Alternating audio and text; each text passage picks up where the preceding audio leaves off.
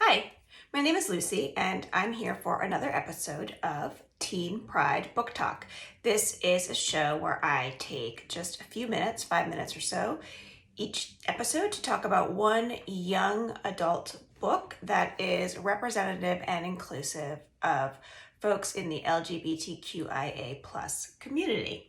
So the book that I want to talk about with you today is called Stay Gold. And this is a novel by Tobly McSmith. This novel is told in alternating voices. So there's two narrators. They switch chapters back and forth. And those narrators are Pony Jacobs, who has just started at a new school. It's his senior year. He is a transgender boy, and he is choosing to go stealth at this new school. So he's not going to tell anyone that he's transgender. He just wants a year to enjoy being a guy. And the other chapters are told by another senior named Georgia. She is on the cheerleading squad, which is a big deal. This high school is in Texas, and cheerleading is huge there. They sort of rule the school. Georgia had a bad breakup over the summer, and she wants to spend her senior year not focusing on guys, but really just looking forward to the next chapter of her life, which will be college. Georgia wants to be more than a cheerleader. She really wants to be a journalist, but that's not really allowed in her cheerleader world. So those are the two viewpoints that we're presented with.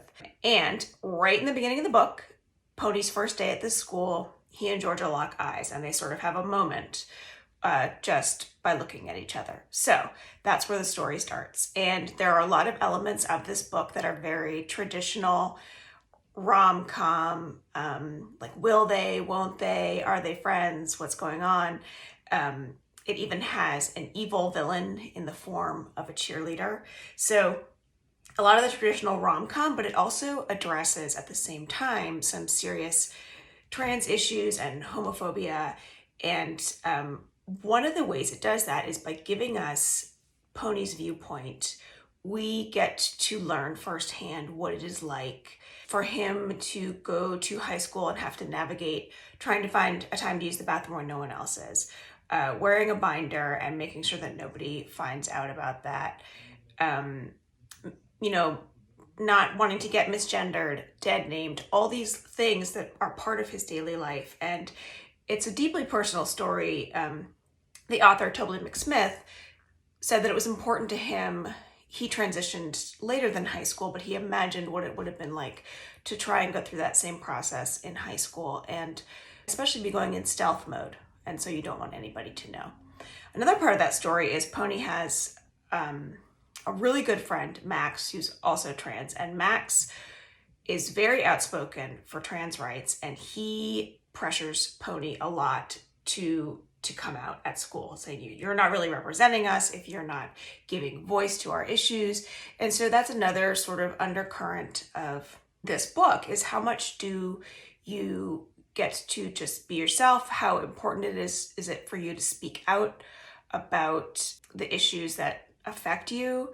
And one of the reasons why I think the two narratives works so well in this book is that we get inside Pony's head when he's going through those things, but also he just really wants to try and have this relationship with Georgia. And then we get in Georgia's head where we're seeing a little bit more about what she really wants, how she wants to be a writer, but she can't come out and do that publicly. So they both have these things that they're keeping secrets from each other and from the school at large. And then we see what happens when those secrets get revealed. So it's really a book about being true to yourself, no matter what that is, whether you're following through on something you want to do with, standing up to people who marginalize you or who treat you badly, or just choosing to go under the radar to try and find yourself and be happy in that. Those are all things that are represented in this book. There are parts where characters are trying to do what they want to do that are a little bit more difficult to read. Pony does have Southern conservative parents, especially his father. The reason Pony has moved around so much is that his father is with the military, and so his father misgenders him all the time, tries to use his dead name. So he's grappling with that. And then there are also some situations in the book that are extremely transphobic, and there's a lot of homophobia running throughout as well. And that seems to be a general feeling of a lot of the high school community there until one or two people start telling the truth about who they are. So this book is called Stay Gold because the author heard the phrase and then sought it out in The Outsiders, the book, and that book really spoke to him. And it has sort of become a phrase that is a battle cry for marginalized communities, and symbolizes that very daring act of just remaining true to who you are. So that is the heart of this book, that daring act, which can sometimes be dangerous, but also rewarding.